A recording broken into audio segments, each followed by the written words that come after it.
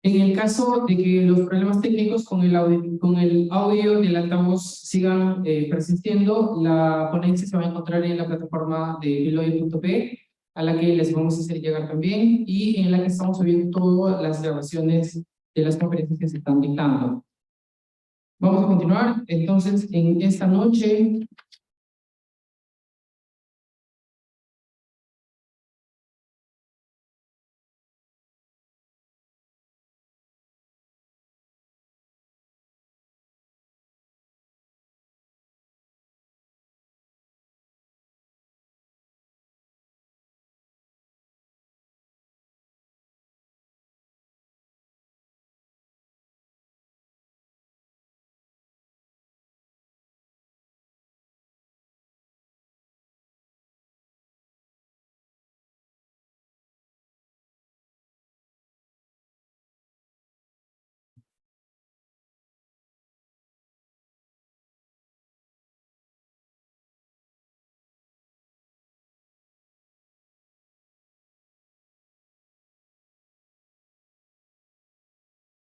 No tenemos el blog.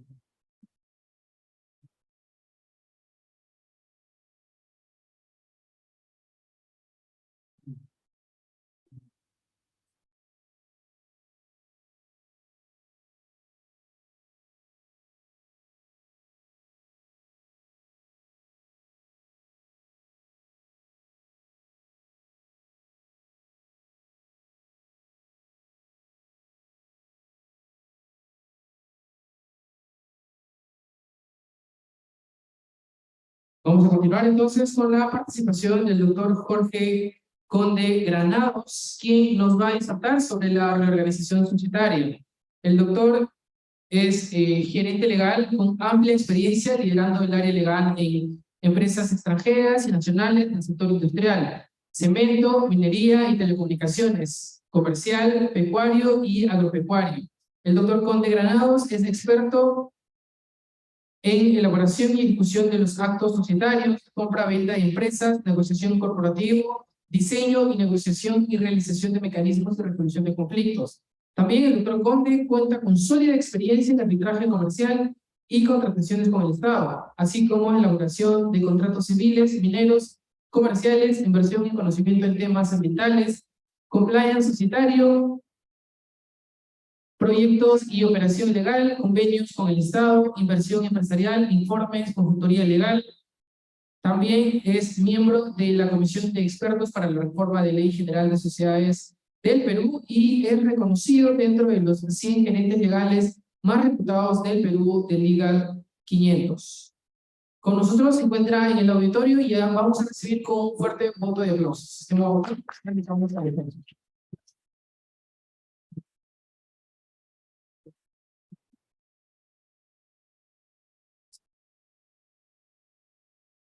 Gracias.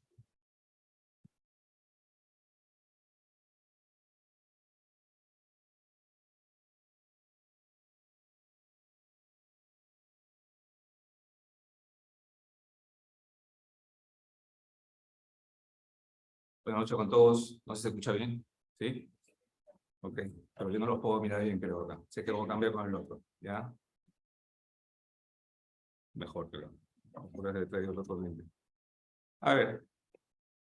Bueno, primero agradecer como siempre a Bill Lawyer por la invitación para poder hablar un poquito acerca de reorganizaciones societarias. Definitivamente siempre creo que estos eventos, estos espacios nos ayudan un poco para no solamente quizás actualizar los temas, sino también que sea como una especie de espacio de debate, ¿no? De debate, de conocer, o de aprovechar algunas preguntas o algunas otras dudas que en el camino podíamos haber tenido, ¿no? Entonces, cuando hablamos de reorganizaciones societarias, de hecho, actualmente en el país se está mirando, hoy ha salido una publicación, creo que en el diario peruano, y ha sido conocimiento público, acerca de esta operación que tuvo en él hace un año y medio atrás, respecto a la operación con China Southern, ¿no? Esta operación obviamente ha implicado en una primera instancia la evaluación por parte del Indecopi respecto a esta operación, no de fusión, pero sí de una compra-venta de acciones, pero que ha repercutido con una especie de concentración en el sector eléctrico.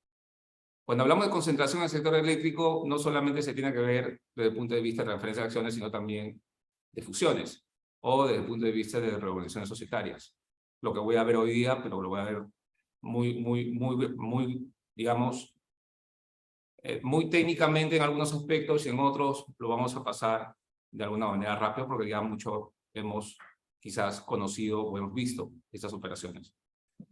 Y traigo a colación esta operación porque definitivamente esta segunda etapa ha visto Indecopi un poco acerca de las particularidades y riesgos que pueden haber en el mercado, sobre todo en la parte de la concentración vertical, ¿no? Entonces, y esto obviamente ha sido producto, como digo justamente esta primera idea, ha sido producto de una estructura denominada integración vertical, que dentro de las reorganizaciones societarias se aplica muchísimo las operaciones de integración sea vertical u horizontal, ¿no? O hablando un poco en el ámbito de mercados, ¿no? Entonces, nosotros conocemos definitivamente las 4 operaciones de reorganización societaria, las más elementales, que es la de transformación, la fusión, la escisión y la reorganización simple. De hecho, hay otros tipos de reorganizaciones como son las otras formas de reorganización, que son las más complejas, son las mixtas. De hecho, en el Perú, solamente la parte tributaria, desde el punto de vista, enfocándonos en la fusión, hay toda una discusión sobre las fusiones inversas, ¿no? Lo cual en el Perú, en el ámbito de la ley de las sociedades, las fusiones inversas, digamos, si queremos impulsar una definición, la podemos encontrar como una fusión propia, o fusión simple, mejor dicho. Entonces, ¿el por qué es de una transacción de compra-venta y o fusiones de empresas, ¿no? Nosotros, cuando se nos acercan algunas preguntas, como por ejemplo, hace un par de días, nos hacen una consulta, nos dicen, Jorge, tenemos 3 empresas, pero ya no queremos estar más, decían las empresas, y queremos que ya prácticamente pase el control a una sola persona. Lo más lógico pensar ahí es que haya donación de acciones, es decir, que haya internamente entre los accionistas o entre las personas jurídicas que involucrados en estas empresas comiencen a donarse acciones entre los propios socios, para que quede finalmente uno, que puede ser papá, miembro del grupo, con toda la totalidad de las acciones en las 2 o 3 empresas. Pero claro, ahí surgen temas tributarios o temas contables que hay que analizar. Y la otra salida, que es la que nosotros propusimos, es la de la fusión, ¿no? Entonces, con lo cual, esperamos un poco el tema de la parte tributaria, nos exoneramos por un año, por un periodo, y ahorramos de alguna manera ese tema de lo que son los impuestos. En la literatura, definitivamente, no solamente la parte de compra-venta, hay muchas ideas para hacer muchas revoluciones societarias. Puedo pasar por el tema de las sinergias, ¿correcto? Las sinergias, que de alguna manera antes empresas que eran 1 y 1, se juntan, ahora van a ser mayor a 2, o en su caso como reducción de costos, ¿no? Pero también cuando uno se reorganiza con otra sociedad, ¿correcto? Lo que va a buscar también es tener aliados que les pueda ayudar para poder llevar adelante determinado tipo de financiamiento para sus emprendimientos o para sus proyectos, denominado Greenfield o Brownfield, como quieran decirse. Entonces, para llegar a esto, la gente comienza a estructurar temas de reorganización. Entonces, ahí comienza el análisis y el debate. Hacemos una decisión parcial, total, una simple, una fusión. Transformación no, porque transformación es cambiar simplemente el ropaje legal, como le decimos muchos, ropaje legal, es decir, de las 3 modalidades que conocemos en transformaciones, es más fácil hacer una transformación que desarrollar un proceso de fusión o decisión. Y justamente en estas ideas, o en estas preguntas estratégicas de los directivos o de los gerentes, es que tenemos que encontrar una salida para ellos. Las salidas, como dije, pueden ser varias, atendiendo obviamente a la inquietud, al interés de los dueños de las empresas o de los directivos de las empresas. En este caso, por ejemplo, financiamiento. Vámonos entonces por una fusión o por una decisión porque los socios de esa empresa, digamos, económicamente y perfilmente financiero, me hace muy bien incorporándolos a mi sociedad, si lo estoy absorbiendo. Uno. O, en todo caso, si tengo jugadores pequeños en el mercado. Como ha venido haciéndose en los últimos 15 años, bueno, más o menos más de 20, cuando la línea o el área o la actividad en cuanto a los fondos de pensiones o AFPs, comenzamos a tener como 7 u 8 actores en el mercado y hoy día son como 4 o 5, ¿no? Entonces, quiere decir que poco a poco se han ido fusionando o adquiriendo entre ellas. Y ahí vienen las otras formas que comentábamos el día de hoy hace un momento, que es esta operación de NEL, que es una integración vertical, ¿no? En donde, obviamente, la integración vertical en una fusión, ¿correcto? O también puede ser una decisión, como había comentado, puede venir de atrás para adelante o una de alguna manera que va de adelante hacia atrás.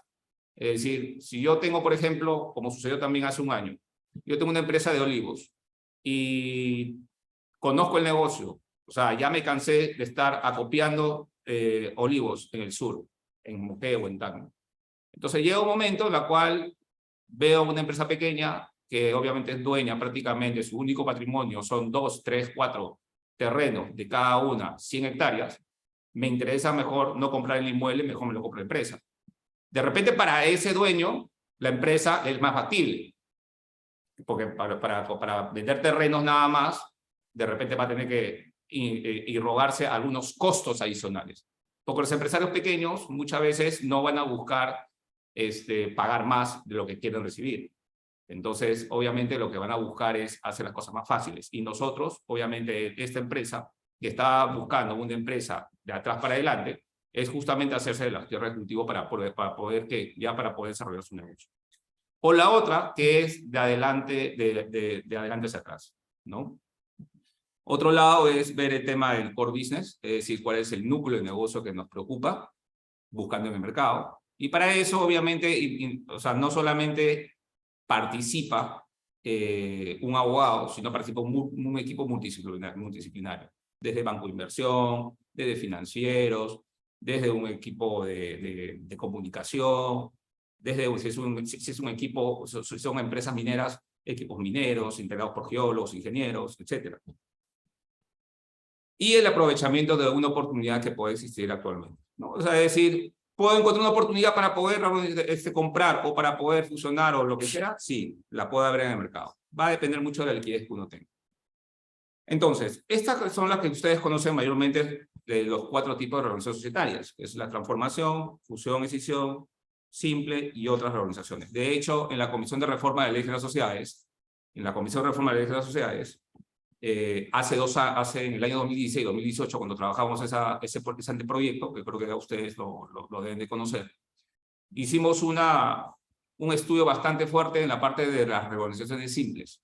Tanto es así que encontrábamos que cuando teníamos al doctor James, que era el gerente legal de SUNAR, él nos comentaba, ¿no?, que siempre la gente se pone dubitativa al momento de calificar reorganizaciones simples, a pesar que es la más común y la más fácil.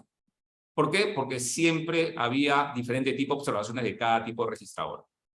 Ante esa situación es que nos pusimos a mirar la ley de las sociedades y finalmente dimos un programa de reorganización simple en el anteproyecto. Ustedes lo pueden mirar, ya hay requisitos, es decir, cuál es el contenido del programa de la reorganización simple, así como el contenido del proyecto de fusión, así como el contenido del proyecto de decisión. Hoy, con ese anteproyecto, hay un contenido de lo que debe haber una reorganización simple para evitar cualquier tipo de observación o cualquier tipo de duda en el registrador. Bueno, ustedes de hecho han visto o han recordado en algún momento sobre la figura de transformación de sociedades, ¿no? Estas son las 3 clases que tenemos en la ley, o sea, no tenemos más otras, ¿no? Ahora, si queremos por ahí, en la Comisión de Reforma también empezamos a mirar otra, pero definitivamente nos dimos cuenta que estábamos forzando la figura y mejor no entrábamos a ese lugar como hacen los argentinos. Dentro de la primera clase, es la más común, es la que una sociedad que está regulada por la Ley General de Sociedades se adopte cualquier otra prevista en la misma ley. Una SAC, una SA. La otra modalidad es cuando una sociedad regulada también en la Ley General de Sociedades va a adoptar una forma jurídica, definitivamente cualquier otra que persona jurídica, pero no materia societaria, es decir, no sociedad, ¿no? Y la tercera es cualquier persona jurídica que podamos conocer, constituida en el Perú, pero que va a adoptar, en este caso, cualquier de las modalidades societarias reguladas en la Ley General de Sociedades. Personalmente, por lo menos en la práctica que he tenido ya bastantes años, hasta el día de hoy yo no he visto por lo menos transformar una IRL en una sociedad civil, por ejemplo. Si alguien la ha visto, por favor avíseme, porque sí sería una materia de estudio. Ahora, de hecho, también nuevamente viene el tema de la reforma de las sociedades, justamente atendiendo la parte de reorganización, que tuvimos una discusión de muchas horas cuando pretendíamos eliminar algunas cosas de la parte de transformación de sociedades porque no tenía sentido, porque ya no es vigente. ¿Qué queríamos nosotros eliminar? Sociedades civiles, por ejemplo, porque no actualmente, hasta ese entonces, en los últimos 15 años, de acuerdo al récord de la SUNAR, nos habían mostrado que los dos primeros modelos societarios que eran de mayor constitución, bueno, en este caso era la SAC y la SA. Pero sin embargo, cuando preguntamos sociedades civiles, en los últimos 15 años solamente se constituyeron 10. Entonces la gente dijo, oye, llegó la hora, el momento ya de quitarlo, ¿no? Entonces, pero sin embargo hubo un debate de muchas horas y prefiero mejor mantenerlo porque eso debe implicar que revisemos nuevamente desde atrás todo lo que habíamos venido trabajando. Entonces, mantuvimos el tema de las sociedades civiles porque obviamente hay estudios de abogados grandes también que están bajo la situación de sociedades civiles y vamos a quizás a tener algún desenlace fatal en el futuro con ellos. Pero igual está todavía en el tintero para seguir discutiendo la observación de estas sociedades civiles en el Perú como modelo societario. Ahora, dentro de los aspectos de transformación, como he comentado, no hay ningún cambio en cuanto a la personalidad jurídica, solamente el ente se ha transformado, ¿no? Es como yo comentaba hace un momento, ¿no? O sea, la transformación es prácticamente, la sabemos todos, es un cambio de ropaje jurídico. O sea, es como, por ejemplo, yo ahorita soy Jorge Conde, estoy ahorita eterno, pero salgo de acá, me voy a mi casa, me preparo algo, me pongo la pijama y vuelvo a ser Jorge Conde, simplemente que estoy con otro ropaje, que es la hora de dormir, ¿no? Entonces, de alguna manera, se mantiene la esencia, ¿correcto? Y todas las obligaciones, derechos y obligaciones se mantienen en esa sociedad, definitivamente, ¿no? De hecho, sí va a haber algún cambio, probablemente, casi seguro, en cuanto a los estatutos, ¿no? Pero los derechos y obligaciones y todo, y el patrimonio, todo se mantiene. No implica una disolución de la sociedad, ni tampoco la creación de una nueva, en la transformación de sociedades. Así como también, como cualquiera, que es un derecho fundamental, el derecho a separación de los socios. El derecho a separación de los socios es un derecho que está bastante bien arraigado, ¿correcto? Es más, data desde la Ley General de Sociedades de los años 50, ¿no? La Ley de Sociedades Mercantiles. Y la verdad es que yo diría que está bien, ¿no? No hemos hecho ninguna modificación ni comentarios a eso, porque digamos, eres dueño de la empresa, eres dueño de la sociedad. Entonces, si te restringen ejercer algún tipo de derecho, no hablo de los políticos, como son el derecho a voto, ¿no? Ni tampoco los económicos, como tampoco son el derecho a recibir utilidades u otras cosas, sino el tema del derecho netamente fundamental como tal, o esencial, como es el de separarse de una sociedad, cuando obviamente velas por tu patrimonio, ¿no? Por un negocio que ha sido toda tu vida. Otro ejemplo, ¿no? Ahora, por ejemplo, una empresa de artículos mobiliarios, ¿no? Estamos haciendo todo un tema de protocolo familiar, por ejemplo. Y en ese protocolo familiar nos hacen la pregunta y nos dicen, pues Jorge, mira, está bien, sigamos adelante, porque es conversar por separado con cada uno de los integrantes de la familia. No puedes conversar con todos a la vez, porque todo el mundo se va a pelear. La idea es, ¿no?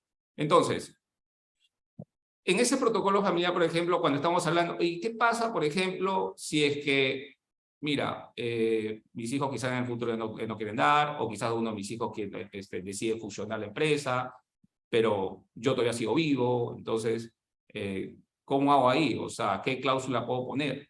O sea, ¿cómo puedo evitar? Porque, o sea, yo todavía soy joven, o sea, tengo 55 años, pero digamos, este ya tiene casi 23, 24 años. Entonces, ¿cómo hacemos? ¿No? Ante esa situación, obviamente, en el protocolo familiar, tú tienes que poner un capítulo acerca de los nombramientos del Consejo de Familia y todo lo demás para poder elevar y poder definir cómo van a ser las proyecciones para tomar las definiciones respecto a reorganizaciones societarias al interior del grupo familiar, ¿no? Que es un aspecto un poco más delicado, ¿correcto? Cuando se trata de hacer una reorganización, digamos, societaria entre empresarios, sí, está digamos, win to win, ¿no? O sea, tratan de ganar cada uno. Pero cuando estamos en una situación donde involucra temas afectivos, ya la cosa se pone un poco más compleja. Entonces, dentro de la figura de la fusión, ¿correcto? Y creo yo, como digo, lo conocemos bastante bien. Lo que prima acá, o sea, lo que prima acá en cuanto a la fusión, muy aparte de las, digamos, de las motivaciones, muy aparte de las otras decisiones que hayan podido tomar la gerencia o los directorios, lo que prima acá es mirar el timing, el tiempo. Porque los empresarios, ¿correcto?, pretenden hacer fusiones en el más corto plazo. O sea, no pueden ir en un plazo, supongamos, un poco excesivo para ellos, ¿no? Ahora, si ya tengo una ley de control de fusiones, obviamente, si estoy dentro de los umbrales, de cualquiera de los tres umbrales, lo que va a originar ahí es que sí, pues, haya una demora. Pero cuando se trata de fusiones pequeñas, de empresas pequeñas y todo lo demás, la situación debe ser un poco más fast track. Lo cual, en nuestra ley general de sociedades, lamentablemente, no hay una fusión fast track. O sea, ¿cómo es posible que, por ejemplo, en el ámbito de la fusión así pequeñas, me pueda tardar entre 4 a 6 meses? Porque así son los plazos más o menos que dice la norma.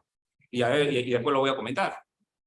Pero cuando es una fusión fast track, cuando son los mismos dueños, no tiene sentido hacer todo un contenido de proyecto de fusión, no tiene sentido hacer todas unas publicaciones. Entonces, hay cosas que deberíamos de pasar, con lo cual se podría reducir tranquilamente a 1 mes y medio, 2 meses esa fusión.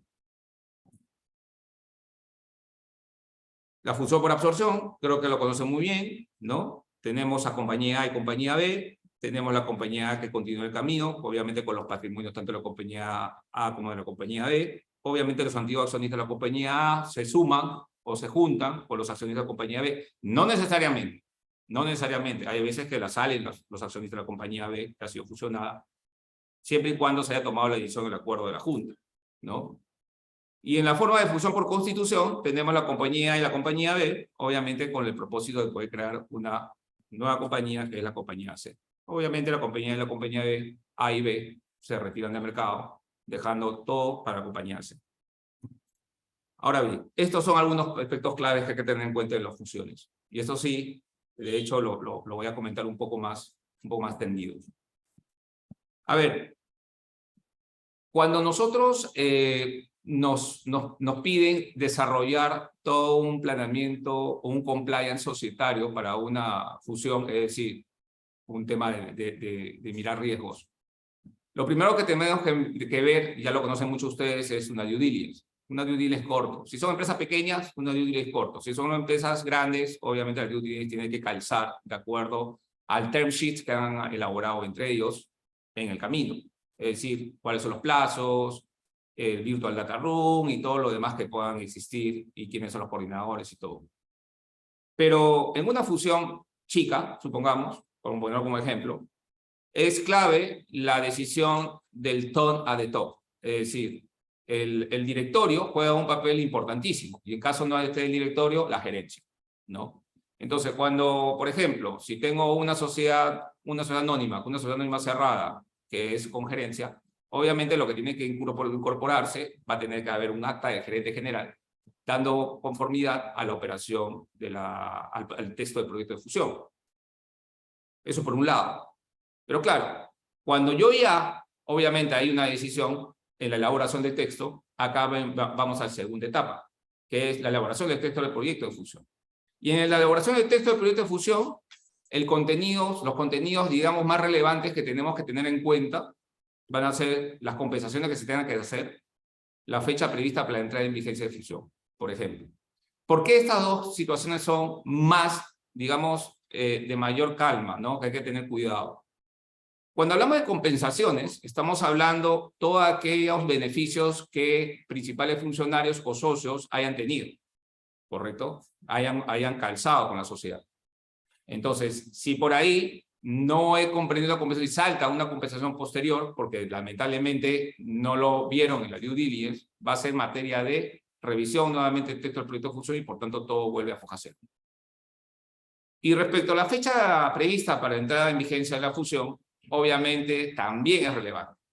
Nuestra ley general de sociedades nos dice que la fecha de entrada en vigencia de la fusión siempre va a ser al momento, obviamente de manera conservadora, siempre va a ser al momento de que se inscribe en registros públicos. Eso lo conocemos. Pero como conocemos que nuestra ley general de sociedades es, digamos, una teoría tipo mixta entre contractualista y acto social constitutivo y todo lo demás, tengamos en colación de que van a ser las partes las que definan finalmente cuándo la fecha de entrada en vigencia de fusión, pero siguiendo los lineamientos que dice la ley general de sociedades en la parte de fecha de entrada en vigencia. Fechas de entrada en vigencia tenemos en varios momentos. La primera, desde el momento en que se aprueba la fusión por la Junta de Accionistas. Segundo, desde el día siguiente de la aprobación de la Junta. Tercero, desde el momento en que se suscribe la escritura pública de la fusión. Y cuarto, desde el momento en que se inscribe en registros públicos. Por lo menos nosotros, en la práctica, siempre hemos establecido que la fecha de entrada en vigencia de la fusión, ojo, si estoy desde el punto de vista del absorbente, no la absorbida del absorbente, para mí me queda mucho más tranquilo que la fecha de entrada en vigencia de la fusión sea al menos a la escritura pública. Correcto. De repente para el otro, para ya ir, sería una cosa más, un poco ya ir saliendo del tema, de repente para él es al día siguiente de la aprobación de la Junta de Accionistas. Correcto. Pero son estrategias de cada uno. Pero eso los directivos y todos se ponen de acuerdo en fijar esa fecha de entrada en vigencia. Porque recordemos que una vez que se fecha de entrada en vigencia en la fusión, cesan todas las operaciones de uno, mientras que continúa con la otra, ¿no? ¿Cuáles son los momentos claves en que la fusión se puede caer? ¿Cuáles son esos momentos claves en que la fusión se puede caer? La primera es que una vez que haya sido aprobado el texto de fusión por el directorio o por la gerencia general, ¿correcto? Hay un plazo que te dice la ley de 3 meses para que la Junta se reúna y apruebe la fusión. Si en esos 3 meses siguientes no se aprueba, se extingue la fusión, se cae. Entonces viene acá la colación. ¿Qué pasa si son 2 empresas pequeñas, digamos, oye, familiares? ¿Voy a esperar 4 o 5 meses? O sea, ¿tengo que esperar todos estos plazos? O sea, digamos, debería de exonerarnos de esos plazos, ¿no? Claro, ustedes lo pueden hacer antes de los 3 meses, no hay ningún problema, ¿no? Si quiere ser expeditivo. Pero ya el hecho solamente de construir un texto de proyecto de fusión ya te complica un poquito más el tema, ¿no? Porque tienes que contratar a personas que te ayuden con la elaboración del texto, abogados, etc. La fecha de entrada en vigencia tiene varios momentos, yo lo comenté. La abstención de realizar actos significativos. Miren, desde el momento en que el directorio o la gerencia ha aprobado el texto del proyecto de fusión, que es muy diferente a la fusión en sí, desde ahí, obviamente, todos, sobre todo si son empresas, si son las que van a ser absorbidas, esas deben de estar exentas o de abstenerse de realizar todo tipo de actos que puedan comprometer la valorización del canje de las acciones. O sea, quiere decir, cualquier situación sobre el patrimonio que está pasando o que va a pasar a la otra, va a haber una problemática sobre ello, ¿no? Porque si ya habíamos colocado de que el patrimonio neto resultante va a ser positivo, pero va a ser positivo 100. Pero llegado el momento, me doy cuenta que estoy siguiendo y me doy cuenta que el patrimonio neto va a ser positivo ahora 50, oye, ¿qué pasó? Ante esas situaciones es que nosotros, por lo menos en la negociación, lo que planteamos es que hacer una especie de hoja de ruta, de que nosotros identificamos a la otra, ¿no? A la contraparte, de que cuando son estos temas de patrimoniales sobre estas características de bienes o derechos, estas tienen que pedir autorización a nosotros, ¿correcto? Con lo cual ya nosotros vamos supervisando o vamos evaluando eso. Acuerdos. Obviamente los acuerdos tenemos lo más simple, ¿no? Ah, sí, junta de accionistas, qué bueno, ¿no? Estamos ahí, la mayoría manda, calificada, ¿no? Pero cuando ya tienes elementos como, por ejemplo, un pacto de accionistas o un convenio para societario dentro, ahí sí la cosa se vuelve un poco más compleja. Porque ahí necesitas probablemente quórum más altos y mayorías mucho más altas, ¿no? Entonces, porque recordemos que los convenios accionistas vienen a complementar, obviamente, a los estatutos de la sociedad. Claro, entre uno y estos, el estatuto va a primar, pero lo que va a pasar ahí es que tengo que considerar mis quórums y mis mayorías del pacto de accionistas. Ahora, si por ejemplo en la fusión, los tres que están definiendo de la sociedad absorbida, los tres han suscrito el pacto accionista y basta con que uno rompa el pacto, esa fusión se queda, no va. Es complejo, ¿correcto? Porque tiene que poner, porque ellos han pactado de cualquier operación de fusión y todo lo demás, los tres tienen que estar de acuerdo. Entonces basta con que uno rompa el pacto, claro, se van a un arbitraje del convenio de accionistas y todo lo demás, y la fusión finalmente se va a quedar a un lado, ¿no? ¿Ha pasado? Sí ha pasado, ¿no? Derecho de oposición y derecho de separación. Bueno, el derecho de oposición se aplica para los acreedores, ¿correcto? Es decir, de alguna manera, desde la última publicación de la fusión, recuerdan ustedes que son 3 publicaciones, ¿no? Al día siguiente de la tercera publicación, más 30 días, obviamente los acreedores tienen el derecho para oponerse. La pregunta es, ¿cómo yo certifico que de alguna manera no existe ninguna oposición? El reglamento de registro de sociedades ha señalado que sea a través de una declaración jurada de parte del gerente general que efectivamente no existe ninguna oposición en trámite. Y esto se obtiene a través de un reporte que podemos obtener del Poder Judicial. Obtenemos un reporte del Poder Judicial con lo cual acreditamos que en el trámite no hay ninguna oposición que se esté planteando por parte de un acreedor frente a las empresas. Y la otra, que me parece también importante, y que sucedió sobre todo en pandemia, señores, en pandemia, ¿ya? Esto es importante, en pandemia, ¿no? Que es la fusión de sociedades sin liquidación. Así como había muchas pequeñas empresas o, digamos, emprendimientos empresariales que empezó a constituirse, recordarán, en el año 2020, sobre todo en agosto a diciembre de 2020, comenzaron a constituir un montón de sociedades, porque hasta el año 2019, todo el año 2019 se constituyó como cerca de 22.000 sociedades en SUNAT. Pero solamente entre agosto y diciembre del 2020 se constituyó alrededor de 35.000 sociedades. La cual te dice algo, ¿no? Así como nacen nuevas, chiquititas, las que venían mueren, pues.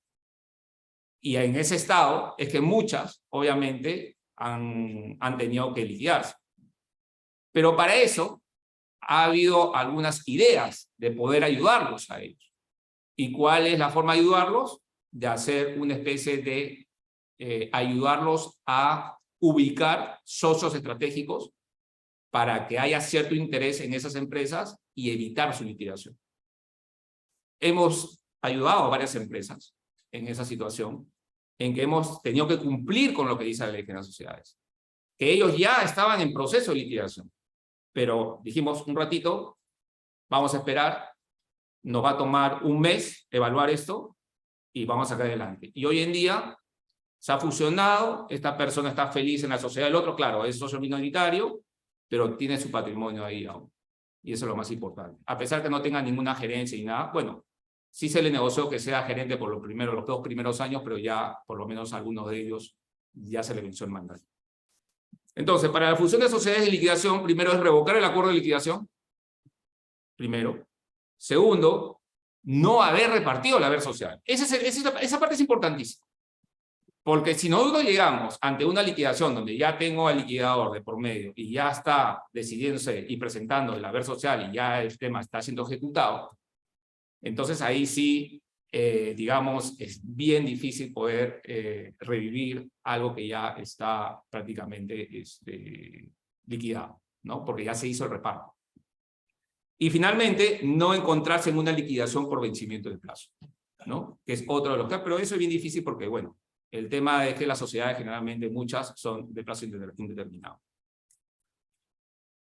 Este es un ejemplo de fusión que ha sido hace un par de meses, ¿no? Si se dan cuenta, a manera de ejemplo, es una fusión que me parece súper interesante para que vean cómo se dio.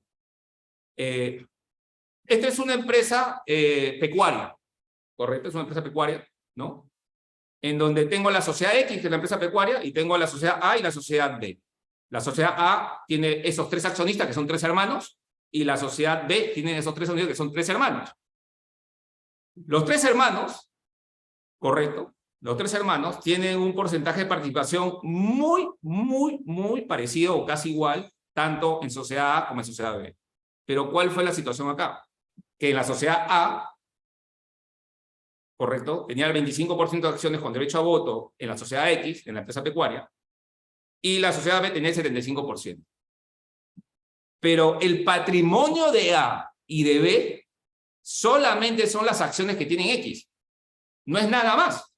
O sea, no es que la sociedad X tenga, digamos, activos, o sea, tenga almacenes, tengan cerditos, tengan licencias ambientales, o sea, no tiene nada. Simplemente son tenedoras de acciones. Entonces, X se decide hacer una fusión por absorción de los dos accionistas, tanto de A como de B. ¿Con qué objeto? Con que los hermanos finalmente se queden con el control o participe finalmente como accionistas en la sociedad matriz, que es en la sociedad pecuaria. ¿Correcto? ¿Por qué? Porque solamente la sociedad, en este caso la sociedad X, tanto A y B, era portadora de las acciones eléctricas. Punto. Entonces la sociedad X, A más B, ¿correcto?, tiene nuevamente a sus socios, que son Pedro, Juan y Luis. Así. Pero eso funciona cuando estamos ante un tipo de reorganización societaria familiar, pero con tenedoras de acciones y cuando no involucra un patrimonio muy extenso. ¿Ok? Decisión. Bueno, en cuanto a la decisión, sabemos que es 2 tipos de decisiones, ¿no? O sea, la parcial, bueno, y de alguna manera la total. Acá lo más importante es conocer la estrategia que tengo que mirar para qué hago una decisión. Y les pongo un ejemplo. Otro cliente decía, Jorge, tengo 4, o sea, su empresa se dedica a temas de muebles, o sea, madera. Y estos empresarios tienen 3 terrenos en Chorrillos, ¿correcto? Por la avenida Los Faisanes, por ahí. Y esos 3 terrenos han sido alquilados a una gran empresa. Para poder, ¿qué cosa? Para poder ahí, digamos, por 10 años, máximo el arrendamiento de 10 años, para que esta gran empresa tenga pues su sitio de vehicular, su depósito, almacén, lo que sea. ¿Ok? Bestial. Jorge, ¿sabes qué? En algún momento estos señores me van a querer comprar esos terrenos. Pero yo, tú sabes, o sea, hay que transferir compra-venta de mis muebles, todo es un impuesto, que me van a valorar el precio, entonces quiero estar preparado. ¿Qué podemos hacer acá? ¿Ok? Vamos a hacer una decisión. Vamos a separar tu empresa, que es tenedora, que es dueña de estas 3 propiedades, aparte de los activos que tenía en materia de maderas y muebles, y vamos a formar un nuevo negocio y le vamos a denominar XYZ Inmobiliaria. Los 3 terrenos se fueron con XYZ Inmobiliaria a través de una decisión parcial, con lo cual ya queda expedito para que cuando la gran empresa o cualquiera que quiera pretenda comprar esos terrenos, se compre la empresa. se compra la empresa. Y al comprarse la empresa, ¿qué significa? Chao impuestos. O sea, se acabó. Es una buena jugada, ¿sí? Totalmente. Entonces, en esa situación, digamos, es una salida, se hizo la operación, ya les quedan como 4 o 5 años de arrendamiento, vamos a ver qué pasa. Por lo que están conversando, parece que están interesados por el tiempo que ellos van a estar ahí en quedarse con esos terrenos y finalmente quedarse con la empresa. Ok, este es un caso de decisión parcial. De hecho, no sé si lo pueden leer ahí, pero lo voy a leer, ¿no? Igual, también de la otra sociedad pecuaria, porque yo estoy muy involucrado en el sector agro, así que disculpen, pero los cerditos, la carne de cerdo es rica, así que me disculparán, pero estoy muy metido con ellos. La sociedad X pecuaria tiene por objeto la crianza y engorde de cerdos, frigorífico camal y comercialización de carne de cerdo. Los activos de la sociedad tienen un valor de 9 millones, repartidos en cerdos, valor 3 millones, frigoríficos, inmuebles y equipos 3 millones, y camiones y equipos de transporte 3 millones. Obviamente, a través de la decisión parcial de la sociedad, se constituyen 2 nuevas sociedades beneficiarias dedicadas solo tanto a camal como a servicios de transporte, de los cuales la primera sociedad I va a tener un capital de 1 millón, va a recibir los frigoríficos inmuebles y una obligación bancaria por 2 millones, es una deuda. La segunda, la sociedad Z, con idéntico capital de 1 millón, recibe los camiones, equipos especiales por 1 millón, y una obligación bancaria por otros 2 millones, y por último la sociedad descendente, que es X, mantiene su personalidad jurídica, conservando en él sus activos, que son los cerros e inmuebles, y mantiene activo por 2 millones y pasivos por la obligación restante. Entonces, si veo esa operación, recordarán, yo tengo pues en la sociedad X, SA, con activo de 9 millones, ¿no? Y he formado a la beneficiaria sociedad Y, sociedad X y sociedad Z. Pero la sociedad X es la existente, pues, ¿no? Simplemente continúa en el mercado. Pero he reorganizado la empresa, porque ellos lo han visto de esa manera estratégica, lo he reorganizado porque está muy desordenado. Es decir, lo tengo todo, oye, es como que entras a tu cuarto y a veces después, pucha, tienes que salir, o sea, sales, tienes una reunión, tienes un compromiso. Y te diste cuenta que en la mañana, oye, dejé la ropa acá, que dejé acá la raqueta de tenis, ahora tengo que ordenar todo, pues, ¿no? Eso es lo que busca la decisión, ordenar. Entonces, lo ha ordenado de esa manera para poder decir de que A, con 3, va a ser el área de, supongo, de transporte. X, que es el área de ganado, o sea, más que ganado pecuario, o sea, los chanchitos y algunos inmuebles. Y la sociedad Z, pues, que es la otra que justamente es mercadería y todo lo demás, ¿no? Con lo cual, obviamente, arriba estamos hablando que la sociedad se mantiene un patrimonio de 3 millones, ¿no? Esto es una forma de reorganización normal, ¿correcto? ¿Ok? Ahora, lo mismo se nos aplica y lo mismo ocurre para la decisión que la fusión. Lo mismo, no cambia nada, ¿correcto? Aquí lo relevante en una decisión es definir si estoy en una decisión o en una unidad de negocios. Cuando estoy en una decisión, quiere decir, y ustedes lo saben, como en este caso, ok, me dedico todo lo que es carnicería bestial. Ok, ya, pero la carnicería es amplia, ¿no? La unidad de negocio que voy a firmar ahí va a ser embutidos. Ok, voy a formar una unidad de negocio denominada embutidos. Entonces, todos los activos y patrimonio que vaya a ser para la acción de esos embutidos es mi unidad de negocio y por tanto lo escindo y formo esa nueva unidad de negocio. Entonces, eso es lo que nosotros tenemos que aprender a distinguir, porque después de la decisión puede venir, como ya lo comenté hace un momento, algunas operaciones de M&A que puede resultar bueno para la gente que hace este tipo de organizaciones, ¿no? En una reorganización simple, ¿correcto? Generalmente es la operación más básica, más fácil, y hasta se confunde con las decisiones, ¿no? Obviamente en una sociedad se agrega uno más bloques patrimoniales, ¿no? ¿correcto? A uno o más nuevas sociedades o existentes, recibiendo a cambio activos, como activo las acciones o participaciones de aquellas.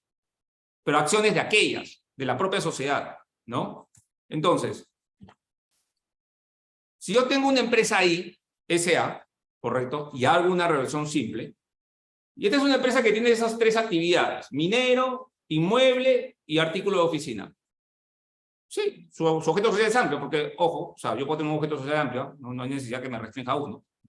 Ok, entonces yo tengo eso, tengo la parte minera, tengo la parte inmobiliaria, y entonces lo que hago es hacer una reversión simple, segrego bloques patrimoniales de las dos unidades a una sociedad Z preexistente. Y a cambio, I va a recibir acciones de la sociedad Z. Pero no los accionistas de I, que es muy diferente a una escisión. Porque una escisión, si estuviera en una escisión, serían los accionistas de I que reciben las acciones. Pero en una reversión simple, quien recibe las acciones es la propia empresa I. ¿Correcto? Eso también sucedió cuando hicimos una reorganización al grupo F. El grupo F, ¿han escuchado hablar del grupo F, no? O sea, el grupo F, el Motocar y todo empresas que tienen, como 6, 7 empresas, se dieron cuenta que había hacían cualquier cantidad de resortes simples, pero no lo hacían de manera ordenada, ¿no? Entonces le dimos la idea de que se hizo obviamente una due diligence societaria y se les trabajó para poder organizarlos de una manera ayudarlos a organizarlos y hacerlos de esta manera, ¿no? De una organización un poco más simple y dividiendo por unidades, ¿no? Hoy día es lo que está F, ¿no? Está más organizada, está más ordenada. Ok. Yo quería comentar con ustedes esto. Yo creo que era lo mucho o lo poco que quería conversar en estos momentos. Así es que cualquier cosa, cualquier inquietud, lo que deseen, estoy aquí para poder escucharlos, debatir o lo que sea, y encantado de poder estar con ustedes en cualquier otra oportunidad. Y disculpen si me he demorado más de media hora, 40 minutos. Creo que he tratado de ser puntual. Muchas gracias.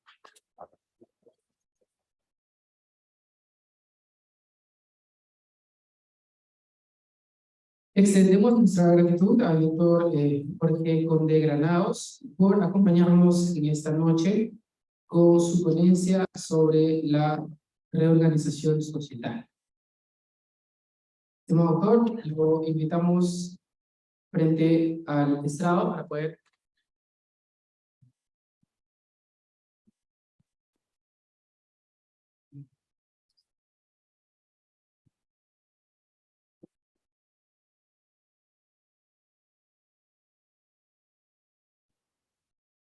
lo invitamos por favor al frente para que se pueda inmortalizar este momento.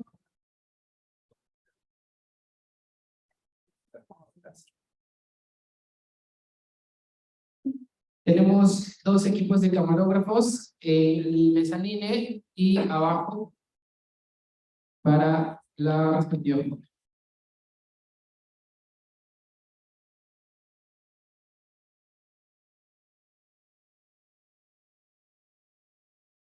Por favor.